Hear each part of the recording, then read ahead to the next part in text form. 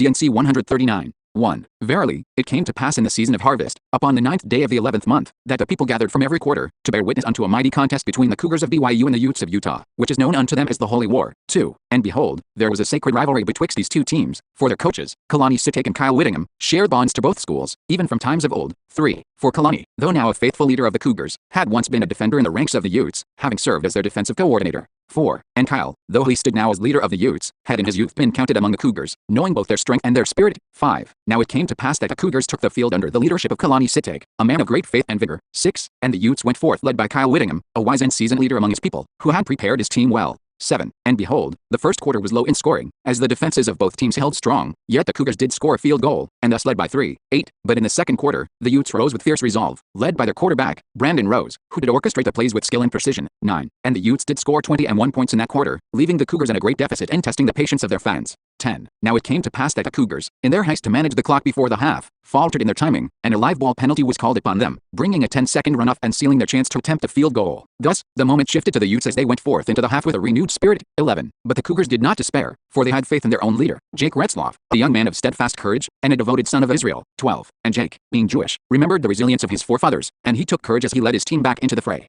13. Now, in the third quarter, the Cougars scored once more, adding another 3 points to their tally, but the way before them was still full of challenges. 14. And it came to pass that in the final quarter, the Cougars increased their efforts, and Jake Retzloff did throw and run with strength, leading his team to 9 more points. 15. And thus the Cougars drew near to their rivals in score, until they stood behind by only 1 point, and the tension of the game grew exceedingly high. 16. In these moments, Will Farron, the kicker of BYU, knew that his foot must be sure, for a single field goal could bring victory to his people. 17. And behold, the clock did run low, and BYU stood ready to make a final attempt to secure their triumph. 18. Yet in their zeal, many among the Cougars' sideline did press too close to the boundary of the field. 19. Wherefore, Christian Tupou, an assistant strength coach of great resolve, took charge to restrain them. 20. Yet, Christian did control and push back those who drew too near, lest a sideline warning bring upon them an ill-timed penalty. 21. And behold, Jake Retzloff led his team closer with final strides, for he trusted in the strength of his teammates. 22. Now, in the final seconds, Will Farron went forth with courage, and he did place the ball with great precision. 23. And it came to pass that Will Farron kicked a 40-4-yard field goal, and the ball sailed true, securing victory for the Cougars with a score of 22 to 21. 24. And there was great rejoicing among the BYU faithful, for they had witnessed a mighty deliverance at the last moment.